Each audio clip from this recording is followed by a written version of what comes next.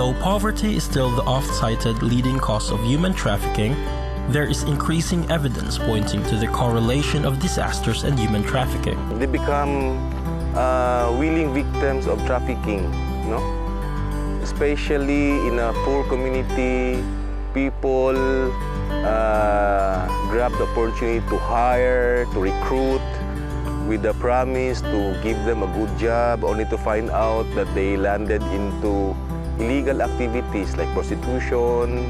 Small island communities and coast barangays rank high in exposure and sensitivity to the impacts of climate change, such as sea level rise, increase in sea temperature, and increased storminess. We came across a study that was done by Coastal Conservation Education Foundation. They did an assessment, vulnerability assessment of the Danajon area. The Danajon Bank is a unique 97-mile double barrier reef system that is of global ecological significance and is a priority area for conservation. There were a lot of indications na the Danajon double barrier reef or the Danajon Bank is experiencing sea level rise. An estimated 125,000 full-time municipal fishers depend on the Danajon Bank for their livelihood and rank poorly in climate change adaptive capacity. Mga island communities nato vulnerable siya to a lot of mga kanang climate change related or kanang gitawag nila kanang climate sensitive na sector. Like fishing is a climate sensitive na siya sector. Apart from that, taas po ang iyahang human trafficking cases. Danajon Communities WATCH builds enhanced resilience to disasters and human trafficking of 36 coastal and island barangays from 12 municipalities situated on and around the Danajon Bank in the provinces of Cebu, Bohol, Leyte, and Southern Leyte. Basically, we wanted an organized community who are conscious, who are equipped in helping the government address the prevalence of human trafficking in their own communities. Valuing participatory governance for climate and disaster resilience. Following the introduction of the Danajon Communities WATCH project to Barangay Bangbang, a people's organization was formed. Ang first training na mo kay katong human rights o HT, risk mapping o gender sensitivity, VAUSI, katong Magna Carta for women, unya climate change. As NAPUCAB went through the DCW training track on disaster risk reduction, climate change adaptation, human trafficking, gender issues, and Magna Carta for women, interest into DCW and the group grew, attracting more members of the community. Sa una, sa wala pa ang DCW, nara ko perma sa mo, usahay, wakoy lingaw, magsugal ko. Pag abot ali nga time nga, kailangan nagyud nga murag, kailangan nagyud nga mo apil-apil ko, manginglabot ko. Daghan ko nakamahuan.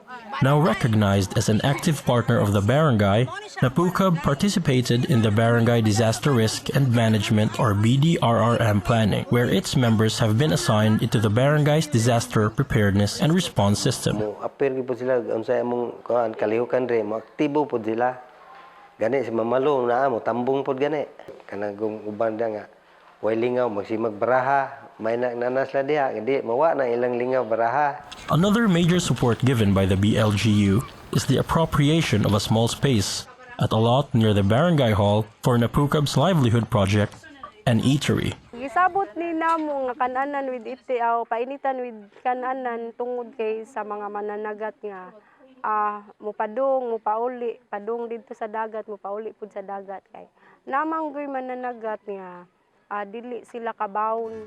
The group has become true partners of Barangay Bangbang, their members gaining more appreciation and deeper belief in civic participation. Dako namon pasalamat pud sa barangay labi na ni Kap nga wala pud mi nila buhi wala mi nila pasagdai. Tanan namong gipangayo, gihangyo kung kaya lang nila pagpalimpyo namo sa dagat.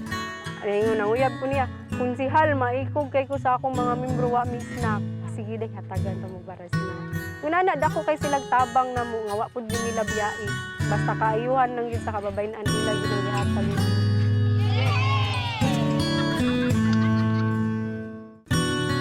hand in hand in building resilience. When the Matapa Young Fishers Society, or MYFS, together with other stakeholders from the barangay, conducted a community mapping and participatory risk assessment, they made sure their effort was not put to waste. Kumang sa ilan ka diyan mang tibagyo masunod. So, amo na tong ibat diyan naman ang among diyan naman ang organisasyon. Ibanin ko sa among barangay captain nga dasi kayo na nag-support ko namo. Kami nagtinabangay naghimong ni og evacuation center diya sa barangay. Diyan nag-evacuation dito sa lungsod. Recognizing the role of the barangay as the duty bearers for Disaster Risk Reduction and Management, or DRRM, MYFS presented their outputs to the Barangay Local Government Unit of Matapay for their incorporation into the Barangay DRRM strategies. Sawa pa dito sa patang sawa palayo pa na ba anong tunay na bagyo. So, muna tang gihimo nga na ibaw mi dinhi sa mga barihanon. Sa aktual na nananagyod, nagyud ko nga partis pag-evacuate. O ang mga pamilya, ang pangga diri sa among barangay na mga among napili nga ma-evacuation center. The BLGU readily recognized the value the community-led multi-stakeholder initiative adapting the results of the community mapping and participatory risk assessment conducted by the DCW Project September 7, 2015.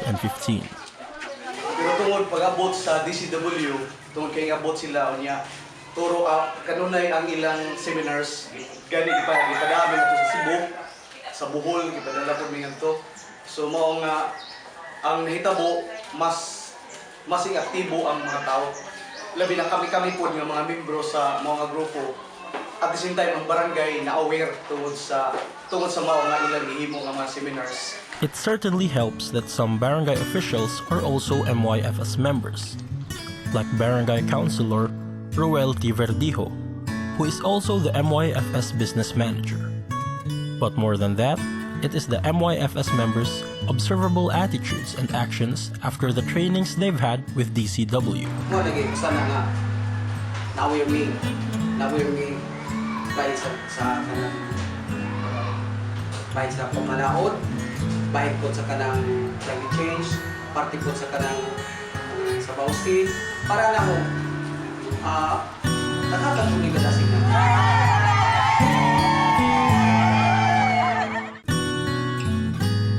A resilient enterprise. On a late Sunday afternoon inside the Nipa thatch shop of the Daan Lungsod Women's and Men's Association, Nympha Aurelia is enwrapped in bookkeeping duties, brows crunched while reconciling the day's sales transactions. Ako dahil si Mrs. Nympha Aurelio, usa ko ka business manager aning Daan Lungsod Women's and Men's Association. Ako ang gibali nag-manage direa. As business manager of the organization, Nympha makes sure that their enterprise is fiscally well managed and most of all, profitable. Ang akong pandinhi pag tan-aw diri sa mga stock kung naaba nya mag-inventory kada adlaw parang mahibaw-an namo kung pila na lang nahabili namo. Tsa mo kuan ko sa akong presidente ngawa na may stock. Diya mo kumprada na sad me. Livelihood support to the partner communities is an important component in DCW, as it not only intends to add to their income, it aims to increase their adaptive capacities in times of disasters. Parong gano'n na siya mo success.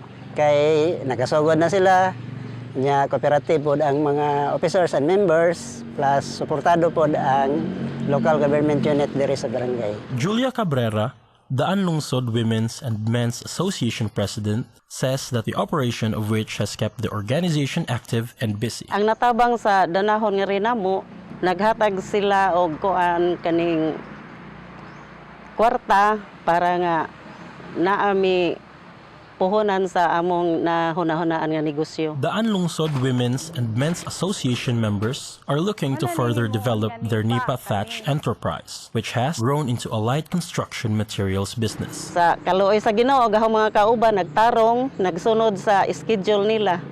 Sa adlaw-adlaw, lain-lain ang mo duty sa amuhang asosasyon. As for Nympha, She's just happy that she now has something to keep busy beyond her duties at home as a wife and mother. Nagpasalamat di ko diri nga dako ning natabang sa akong pamilya. Labi na gayod sa akong mga anak, labi na sa kumbana nga usa pod ka driver. Diya nalipay jud ko nga kini ang nahimutang diri namong dapita. Dako kayog tabang namo sa among grupo. Saka namong nagkalisod usa na gyud nga dako jud ning katabang namo ang Danajon.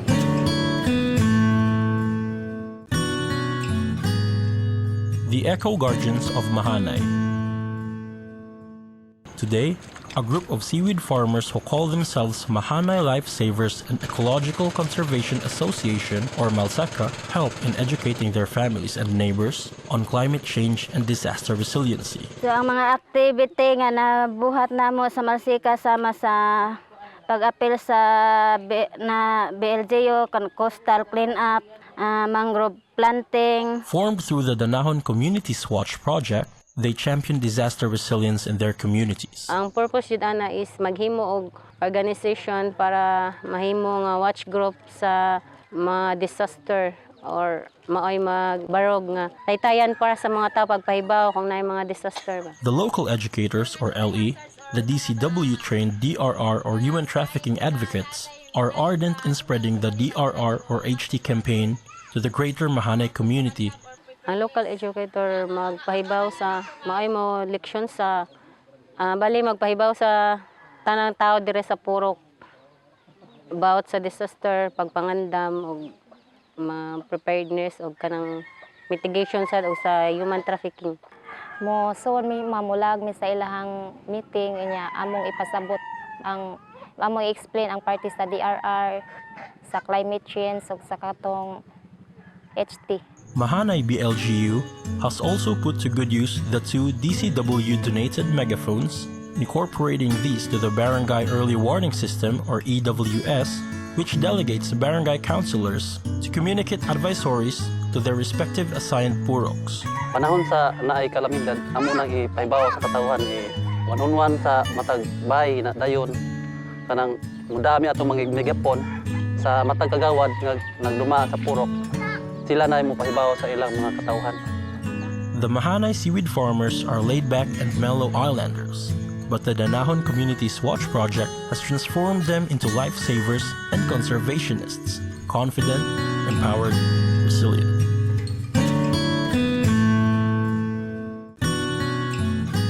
A league of their own.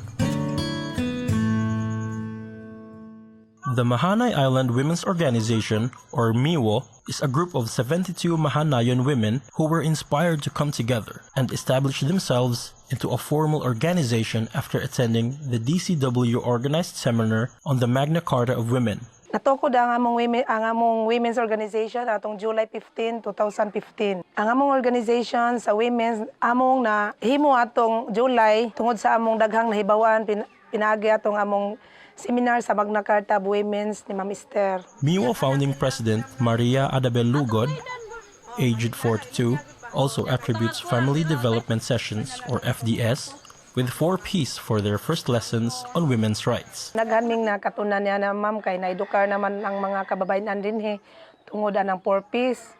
Unya sa wala pa pod na nga mo ang organization ning hatag man pod ang Danajon Communities WATCH og mga training or seminar dire namo nga pinagi sa Unimore nga kinahanglan nga do na gyud katungod ang mga kababayan labi na gyud ng human trafficking karon o ganing anti-bausilos. But the series of seminars on gender equality, VAUSI, human trafficking administered by DCW created the perfect opportunity for them to finally realize their dream of having a women's group Mahanay Getafe can call its own. Then pinagi sa Unimore sa mga training sa DCW nakahimog usa ka organization mao ang women's group nga mao ang MIWO, Mahanay Islands Women's Organization. So sa pagkakaroon ongoing process ang ilahang mga document para sa DOLI. Already, they've begun revitalizing a romblon or pandanus hat-making cottage industry and hope to plant more romblon in their barangay come rainy season. future na mong plano kanira gyud tree planting karong rainy season o kaning magbayanihan mi sa amo ang farming namo sa gusto og magtanom pud mi og rumlon para sa among hatmaking karong ting-uwan. Another rainy season project that they are looking forward to start is a greening program where they plan to plant fruit-bearing trees along their barangay pathways. Katong giplanuhan nga magtanom ta og mga prutas. With Miwo, female empowerment is alive in Mahana, Getafe.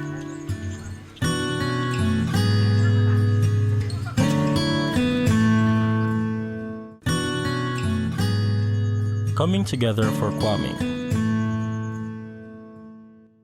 As a small island barangay, the people here in Kwaming are aware and mindful of the natural perils of island living caused by overpopulation, overfishing, and unsustainable fishing practices of recent years. Sa unang patungkuan, adto dito.